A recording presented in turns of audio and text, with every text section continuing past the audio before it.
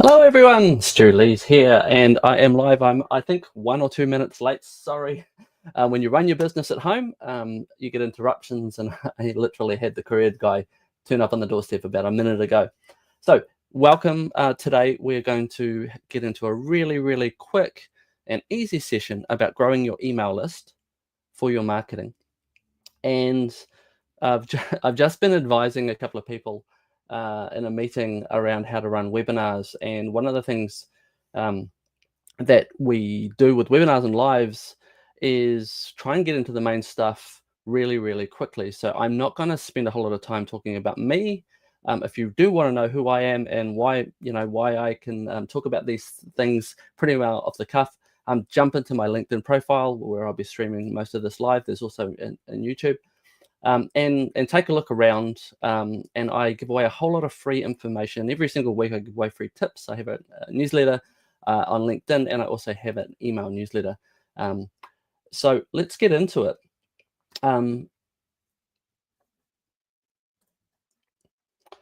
The topic today is growing your email list. And the purpose of growing your email list is to get direct access to your audience, right? So let's start off with why. And what I'd like to cover off today is, this woman on the right-hand side of our screen, if we can all imagine that she is our target customer and she's sitting there frustrated with a problem, whatever it is, we'll keep her in the frame of the slides that I go through again and again. And this is part of my philosophy, is that every time we're thinking about a marketing tactic, we're trying to keep the target customer that we have, the persona that we're trying to work with and help, in the frame of mind in every single decision we make. And in particular, when we're doing things like getting people to join our email list, we've really got to understand, like, we know that we're trying to be self-serving, but how are we trying to serve this person who's our customer? So you'll see her face a lot. But why email? Why am I not talking about social media? Why am I not talking about ads? Why am I not talking about SEO, websites, all of the other marketing things that you can be doing? And look, I do talk about all of those sorts of things, but they get a lot of real estate in terms of coaches and marketing. And in my perspective, social media is extremely saturated, meaning that it's expensive. Okay. So if you are trying to get your brand across on Facebook with a Facebook business page, let's say, or if you're just using an individual Instagram profile account, the time invested to actually get a lot of people to see that messaging that you're sending out is all being held back by these social algorithms. And I want to be really clear. None of these companies are in it to help you as a creator. They are in it for one reason, and that is to make sure that they hold the attention of their audience, not your audience, of their audience, sufficiently by using creators who are creating stuff for free. So they're using free creators to create enough space and attention in order for people to then have to pay for advertising, right? So that's a racket that we're all working on. And for me, email is this thing that a lot of people just forget about and they give it lip service. So social media is getting very saturated. Even LinkedIn is getting more saturated than it used to be. Number two, social media is getting kind of ick and less truthful, right? Twitter is, let's not even go there. Meta, who own two of the biggest social media platforms out there, as well as WhatsApp, have said that they're not going to use humans to check on the content and its validity and its truthfulness. So trust in social media is at an all-time low. Now, AI is not helping with this, by the way, because everyone is seeing a lot of AI-generated content, and that's creating a higher degree of disbelief in what's being said out there. So for all of you, us, content creators out there trying to get a message across, which is genuine, truthful, it might be vulnerable, you might be doing all of the things right.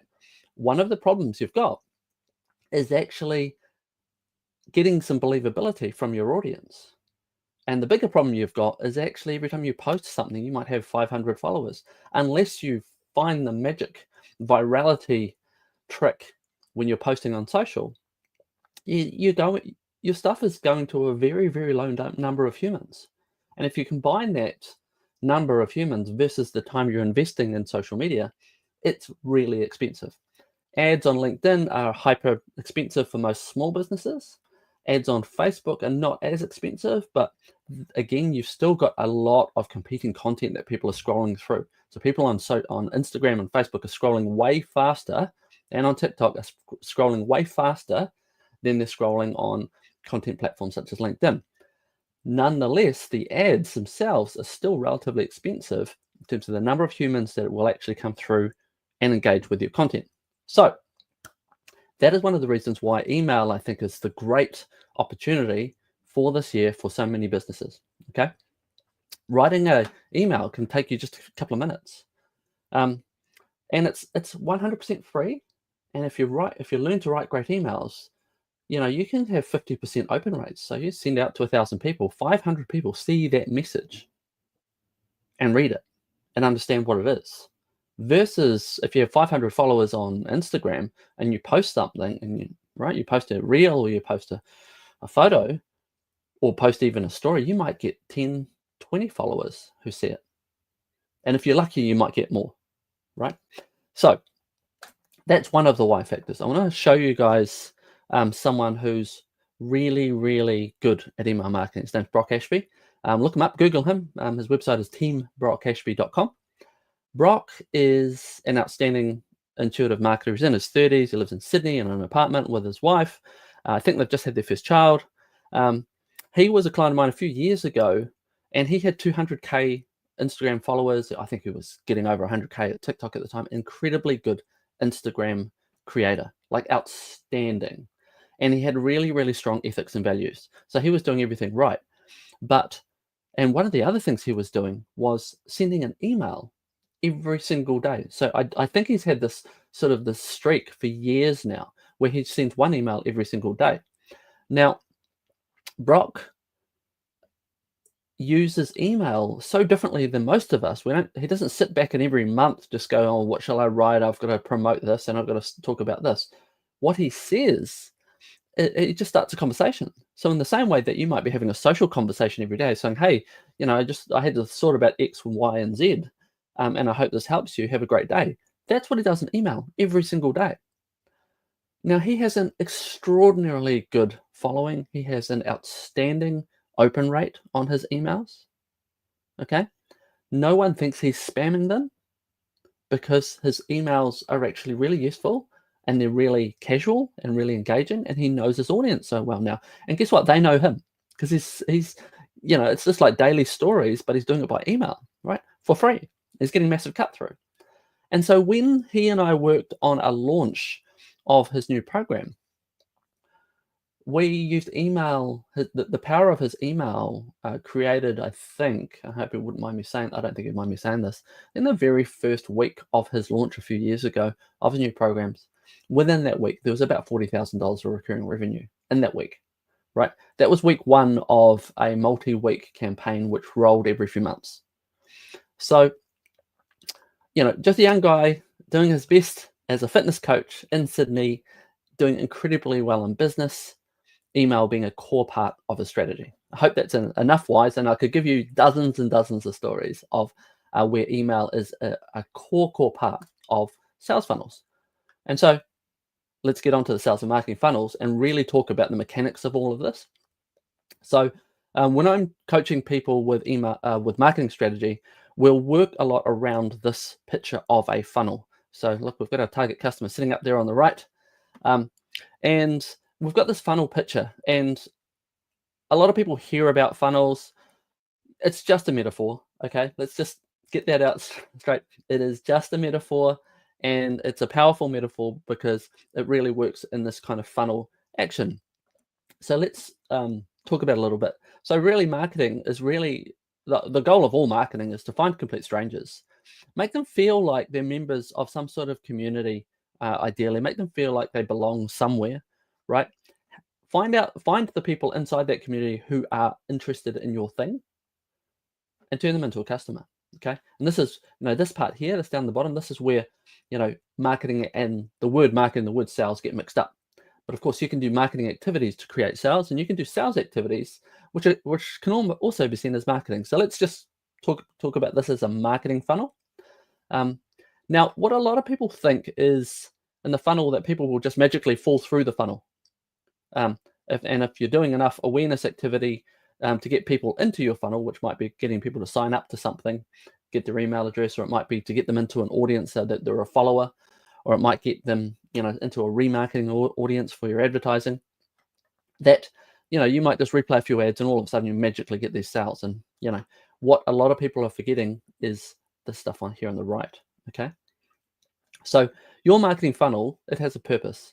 The first purpose, and the stuff that people get stuck on, not stuck on, the stuff that people focus most of their time on, is awareness, right? You don't know me, you're a complete stranger. Hey, here I am. And so if I'm on LinkedIn, I'm going on and doing comments, I'm doing posts, I might be doing ads, and I'm exposing myself to deeper reach of different humans, and those humans are then having an awareness of me. The next part of this is if those humans find that you're relatable in some way, which you might find through humor, you might find through context, you might find through the language and grammar, or even just the style of your content, the videos and things. People find you relatable, they're more likely to follow or look deeper, okay? Then further down your funnel, you're building these sorts of attributes in this person's perspective of you, okay? And that could be your brand. So you're building authority. What is authority, and what's the difference between brand authority and brand awareness? Well, this is what I call it. Brand awareness is someone knows that you exist and what you do. Brand authority is that someone knows that you exist, knows what you do, and knows that you're one of the best around to do it. Usefulness is, okay, now I know who you are, what you do, but is that useful for me? Okay, so there's a relevance factor there. Trust is, are you a person that I can trust to do the thing that I know you can do? I know you're the best at it, but really, can I trust you? Valuable is, okay, cool, I might trust you, you might be useful, I really, really want that thing, that service that you're promoting. I believe that you're an authority, you're super relatable to me, but geez, I don't, is it worth $1,000? Is it worth $50 or whatever it is? That valuable part is really, really key to get the sale happening. And then when you've stacked all of this stuff, you become desirable, okay? And a lot of people just try and be desirable in the awareness layer, right? They just try and sell out hard out in the awareness layer, and they don't do enough work down here. And that's what we're going to talk about today, which email marketing is a really key part of. So there's our funnel. We're going to whiz through all this. Hey, look, funnels have a huge, huge amount of things inside them, right? And you're welcome to screenshot that. And no, I'm not going to send people the slides, can't be bothered, but you're welcome to zoom in and screenshot when I zoom back in. So in our funnel, we have all of these different activities and channels and things that we can be doing at different layers. Okay, so today we're going to be talking about this layer here, which is our lead magnet layer, right? So this is where we can take from our other channels, we can move people into a known audience or an owned audience, such as email marketing, or we can put them into a advertising audience with a pixel, or we could put them into an SMS text messaging audience, or we could even put them into, I'm going to send them a letter audience, a letterbox audience by taking their address. Don't scoff at that one, right? I'm going to do another one of these webinars specifically on sending mail out, because I think, again, really, really untapped opportunity that's super low cost. Okay, so that's the area of funnel we're focusing on today. But before we focus on what we're going to be doing to get people's email addresses and build our email list, we always, always, always want to look at the persona of our customer.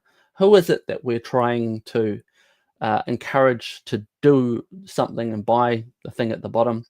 In my marketing strategy programs, in my courses, persona mapping is a really, really crucial part of it. We're not going to go into the depth today. What we're going to do today is we're going to look at a couple of the emotive parts of a customer, which are their fears and frustrations. Okay. So I think this is an HR manager, this persona, which I've just copied and pasted from a live session I did with a person. And one of the frustrations for this person is they feel undervalued at work. right, in HR, and they're in the event management space, I believe, because this is HR manager in Auckland, and we were talking about events in this, right? So she's worried about staff complaining, cost overruns, all sorts of things like that, right? So we take our frustrations, we take our fears, and then we put them into a journey, okay? So what we want to be doing now is we want to be doing posts that talk to the frustrations and talk to the fears. Now, a lot of people say, oh, you can talk to a problem. I say no, take it further and deeper than talking to a specific problem. Talk to their frustration by connecting their frustration to the problem, taking the problem and solving it with something that they will exchange for the email address. This is the fundamental process of journey mapping.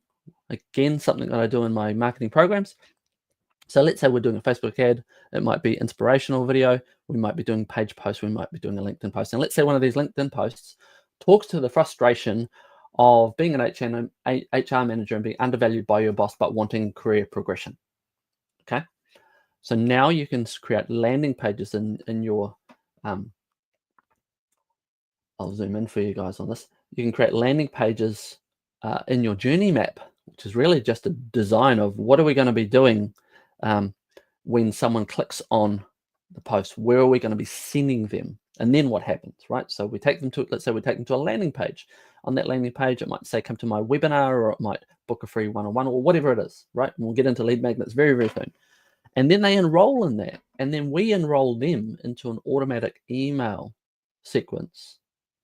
And because it's automated, we can cover off those things we talked about before, right? We'll skip back to, right, these really important things. We can cover off relatability, authority, usefulness, trust, making you valuable and desirable on autopilot. So not only, so what I want to get away from is this idea that because we're getting people into our email list, we're only getting them into our monthly newsletters. You know, sure, we can put them into our monthly newsletters, but it's much more powerful if we have a journey with this email automation happening, which every single off-the-shelf email marketing platform supports some sort of email marketing automation, even some free ones. You can have really, really complex journey maps as well. We won't get into that, but this is a real journey map that we've worked with a client very, very successfully, where there's two different sequences, one on email, one on Facebook, which really kind of smothers the customer and love and content. Okay, and so that's the architecture behind the tools to get your email list. Let's talk about growing your email list with some specific types of what are called lead magnets. And so today, I mean, this is a bunch, right? You can have gated videos, you can have seminars, newsletters, you can have product demos, you can have all sorts of things. Quizzes are quite fun as well. We're going to talk about the most used, and I find still very, very useful ones. Okay. And let's start with what all lead magnets need to have. Okay, so the lead magnet is really the thing you're putting in front of someone that they're going to say, hey, I really want that, and I'm willing to give you my email address for it. Okay, so I always say to people, if you're going to create a lead magnet, find a frustration, solve that specific frustration succinctly and cleverly, and using all of your expertise, and don't hold back, right? So relate your lead magnet to a frustration. Don't relate your lead magnet to your product. That's just a dumb idea, right? It won't work. People aren't interested in you, they're interested in them. So be really, really specific to a frustration that your customer has, and solve that problem with whatever lead magnet you're going to give them. And it might be a webinar, it might be a seminar, it might be a checklist, right? Make sure that the lead magnet has a high perceived value to them. No point putting something on the market which is just mundane. You're just really going through the motions, and you're not going to get a very high convert rate. Oh, I've just had Steve come through on the live. Steve, can you see the text on these slides, mate? I'll keep talking, but I've just had a comment come through from Steve who says he can't see some of the slides. Might have just been when it was smaller. So I'll keep an eye on that. So number one, relate your lead magnet to an emotive part of the persona. Okay, fear, frustration, or something that they're really aspirational about. Your lead magnet has to have a high perceived value. So not only should you deliver the goods in the lead magnet, you need to talk them up when you're promoting your lead magnet. Okay. It must be seen as a very, very low cost. So it's free and I get it now and I don't have to make too much effort. I don't have to go through a 14-step survey program in order to get the lead magnet that I asked for, right? It should also be seen as a very low perceived risk. What does that mean? So in a lot of lead magnets that I help people put together, and the thing I do for myself is the statement, you will not be spammed. I will not attack you with a sales team. You will not get any follow-ups. We just appreciate you connecting and adding yourself to our mailing list. So low risk, again, you're reversing the fears that someone might have as a step through your journey map, okay? The very best lead magnets, and a lot of you are going to be like, really, Stu, come on. But the truth is the very best lead magnets never even mention your product or service, okay? And if you can hold that discipline in a couple of lead magnets, you're going to get a much bigger number of people in the top of your funnel. And then you have an opportunity to sell to them via drip feed on automation in a really slow and elegant way. Okay. So if you can do a lead magnet, and we'll go through a few of them, that doesn't have any sales, outstanding. Now, speaking of sales, today I just want to bring your eyes to this. I'm going to give myself 10 seconds, right? Today I'm doing a $250 off sale on my Level Up Marketing program, which starts in April. Okay, we've already had, I think, 10 people join it. The way to get the $250 discount is just to email me, right? Stu@shoestringmarketer.co. Or message me on LinkedIn. If you're on LinkedIn right now, message me and just say that you're interested in looking at it. I promise you I will not hard sell you. I promise you will not get spammed, and I promise you will not be added to any sort of email automation in this instance. I would just love for you to have a look at it, because if you're looking at lead magnets, growing your email list, this program, which goes for 16 weeks, I think is really, really useful for a lot of people in this state. That's it. I said I'm going to do a few seconds. Take a look at it. Okay, so lead magnets. One of the most common ones are ebooks, and I was talking to a client about this yesterday, and they said, Stu, are ebooks even still relevant? Should I be doing it? You know, do people really want to be reading 30 pages of guff that I've written? Do I need to use ChatGPT to write them? All of this sort of stuff. So I want to say, yes, ebooks are still really, really relevant, but they may not look like what you're used to. Okay, so ebooks used to be, let's say I'm doing nutritional health, right? Maybe that's my service in the nutrition industry, and I'm doing perhaps low carb nutritional programs, and that's what I want to sell to people, is low carb nutritional programs to people wanting to lose weight or be more healthy, right? So that's my persona. The old way of doing it was we would sit down for months writing a 50-page ebook. It would be beautifully designed. It would be written by a professional copywriter. It would be everything that person would need to know, and we would be offering that on the cover. This is everything you need to know about low carb science and how it's going to help you lose weight and feel more healthy and have more energy and all of those sorts of things, right? And I wouldn't recommend that, particularly if you're embarking on lead magnets, that you go down that hefty task of creating a giant ebook. Instead, what I would do is go back to your persona and find all of these little frustrations that they have. Pick one frustration that's really, really apparent frustration of your target customer, okay? And take a part of that frustration and solve it completely and utterly, right? Solve it. It could be, if we take the nutrition perspective, it could be, I'm so used to having carbs in breakfast that I've got no idea where to start on a low carb diet when it comes to breakfast, because it's all cereals and toast and bread. And so what you would then do as your ebook is the 3-page or the 5-page low carb breakfast guide for busy mums, right? So make it hyper specific and really, really useful, and name your persona in it. Okay. So you keep them short and succinct. They're easier to make, and you can create more test iterations of your ebooks, which is something that you really, really should be doing. Is don't just think that you know what people are going to respond to. Instead of thinking you're going to create one ebook this year, plan to create 3 or 6. Right? Test each one, see which one works, double down on it. Okay, fully solve the problem. Right? Don't create ebooks. If you want people to move down your funnel and you want to use automation and you won't have to sit down and have meetings with every single person, solve the problem early, right? Give them a win, right, without selling to them. Make them feel like, geez, I walked away from reading this ebook whilst I was watching my kids play basketball after school, and I really know what to do about breakfast next week.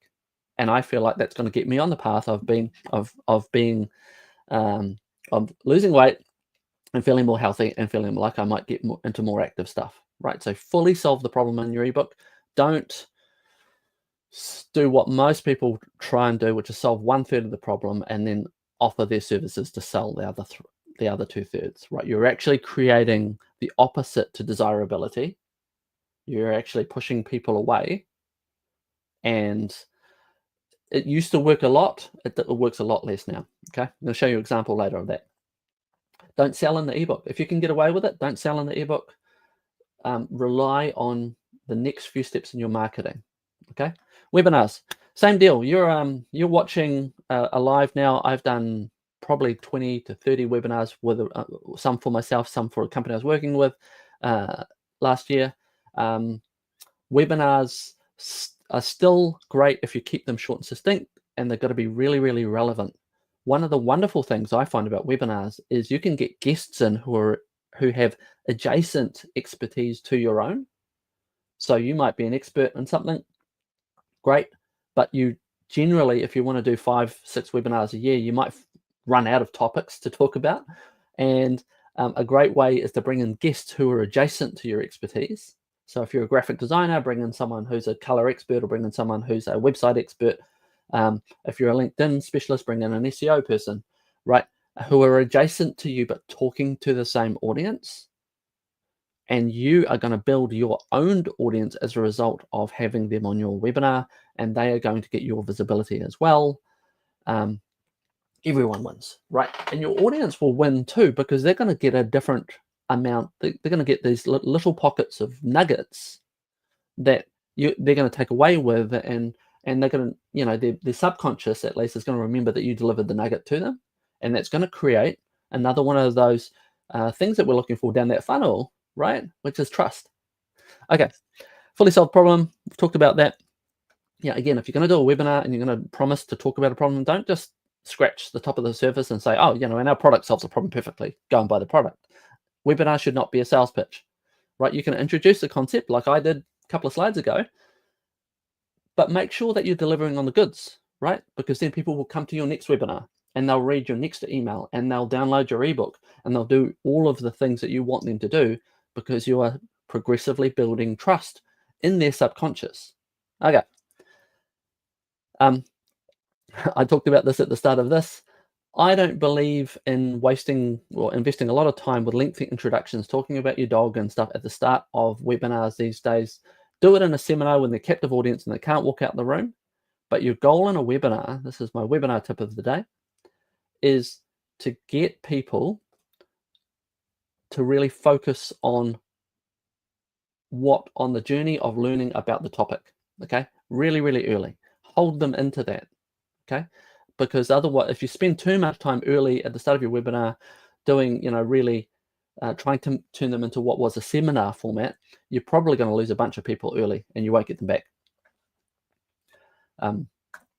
Okay, next topic, surveys. 2018, 2019, I was working with a trade services organization in Auckland. We were trying to promote a online learning platform for a specific trade service. Okay, electricians, I believe it was. And we didn't have an audience. We had 0 audience. And so we started with social media, and it's really hard to get tradies to actually engage with anything. And then we went, you know what? how do we build an audience so that we can eventually get to the point where we're priming them with a whole lot of free information, free seminars, free webinars, some prompt sheets, and then we're then pitching them this online service. And we went, why don't we run a market survey around, I think it was like the state of the nation for electricians in New Zealand. What are people being paid? What are people paying their staff? What are people pricing their services at? And stuff that, if we look down my list of things, right, what are my competitors thinking or doing, right? Stuff that you would never ask a competitor is something that you want to know about, because you want to know if you're benchmarked. So surveys can really fulfill that purpose, right? I don't see enough surveys out there. Well, not enough smart surveys. The surveys I do see are kind of like, they're really just trying to validate if someone's going to be a target customer in order to then go and hard sell at them, right? And I'm sure a lot of you who are watching this would have received those sorts of surveys where it's like, do you suffer from this problem, that problem? What's your age demographic? I mean, as if all of that stuff really matters to a marketer, okay? So a survey can be great. You can go in cold. How did we go in cold in that industry? We went to the industry bodies and said, we're running this survey. We're sponsoring this survey. It is not a spam thing. It's going to be very, very secure. We will be giving people an opportunity to opt into our learning newsletter. Would you tell everyone about this survey? And one of the industry groups, we had to pay them like $1,000, and another industry group, they just emailed it out to people. Long story short, that survey, I think, bought us about 5,000 email addresses, right? We also had a couple of people literally going to websites via the Google and politely emailing people on the website email address saying, we're doing a trade survey. This is not a spam message. We're not promoting our services. If you'd like to, if you would like to participate, here's what it's all about, right? So it was a cold way of getting through. It was a way for people to get through without spamming them, right? And then they could decide if they want to participate. So it worked really, really well. And I think surveys are magic. Another thing with surveys is you can gamify them, put them on your homepage. There's lots of the people where it's just like a little prize survey, three or four quick questions, put your email address in, bang, and maybe you might win something. Okay, so surveys I think are really good. The key to getting people to actually compete in your surveys is, I've talked about it, I'm going to say it again though, is what does the audience want to know? Not what do you want to know, right? Think about who's our target customer? What are her frustrations? What answers could the rest of the world be helping her with, with a where am I on this journey type of thing? Surveys can be really powerful in getting access to those people. Okay, and yes, their answers can be really great data, but that should be, in my opinion, if we're talking marketing and growing our list, should be secondary, not primary. Okay. The last bit is surveys. When you get all of this data back and you put it into a spreadsheet or whatever you're going to do to analyze what the results are, they can be a great way to go, I didn't know that, but look at all of these people answering yes to this question. Let's do a webinar about this question, right? Because they all feel that that's a problem. Let's go solve that problem for them, right? And that's another way to then, rinse and repeat, and we're creating more audience. Okay. Forms. So when you do a lead magnet, we've all seen them. People want you to enter into a form, put all your details. Some people go a little bit crazy. They want to know everything, right? Where did you hear about us and all of this sort of stuff?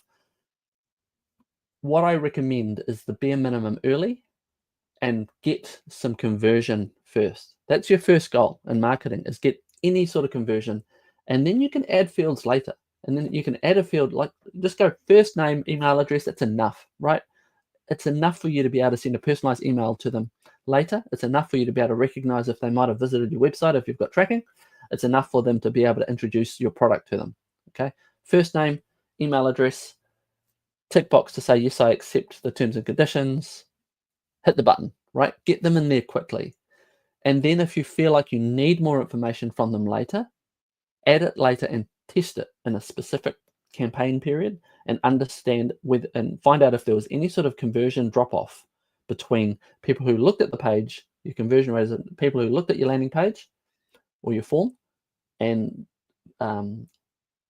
divide in the number of people who actually submitted, and that's your conversion rate. And that's a really crucial number for you to be remembering, because if you can keep getting your conversion rate up, then you can be confidently spending more effort and money and time promoting your lead magnet, okay, to fill up that email newsletter. Sorry, that email list. Okay, so on your form, always have an image to remind them of what they're getting, right? So if it's an ebook, what are they getting?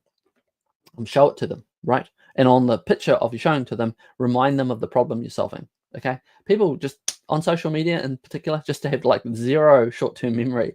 So every step along that journey, we have to remind them, what is it that we're giving them again, right? Because remember, people jump off the tab and go into another tab, get onto a phone call, jump into a Zoom, come back to the tab. What the hell is this form about?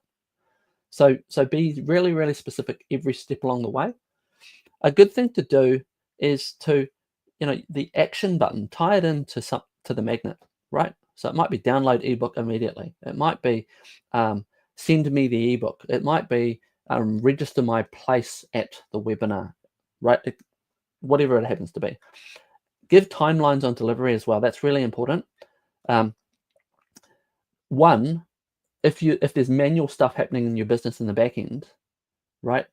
And it's going to take 2 days to send them the thing, then tell them it's going to take 4 days. Set really clear expectations, and that's going to help you kind of keep that funnel right primed, where people, where the first interaction, the first impression they have of you, other than your content, is what you're delivering. And even though it's delivering something for free, make sure you're delivering it in the time that you're promising, or beating that expectation.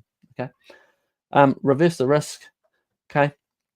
Again, it's not on this one, and I'm going to show you this one in a second, because I just think this guy's just the master at lead magnets. Reverse the risk by saying, we will not spam you, okay? Or saying that you will not get, our sales team will not be contacting you, right? So be specific in your risk reversal. It's going to help people feel safer. It's going to make more people click on the button. And so what I'm going to do now is jump over to this guy, right? So, and if I got the book, here it is. So as proof, I got an ad from this guy. I'm showing you now, right? And his name's Sabri Subi, and he's a marketing agency in Australia, right? And he does these really kind of unhinged ads, okay? And he gets a lot of attention, top of his funnel. And then he has these massive landing pages that he takes you to, which just reinforce and reinforce and reinforce the free thing he's giving. Now, I'm going to remove this. And what I'll do is I'm going to put some links to some of this stuff into the bottom of this video so you can go back and look at it. But I was like, screw it. I'm going to buy this book, right? Go on to buy the book. It's free. There's no charge. His lead magnet is a book that he posts to you, right?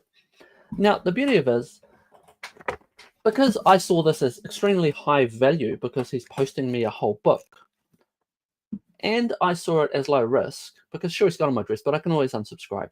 He's got my physical address, he's got my postal address, he's got my phone number, and the email that he has subsequently sent to me is masterful, right? So if you ever want to learn from someone other than me, this guy has got some really, really smart strategies that he's using. And here's the thing. I was really skeptical. I sat down and read the book with like full of skepticism, going, this is going to be garbage.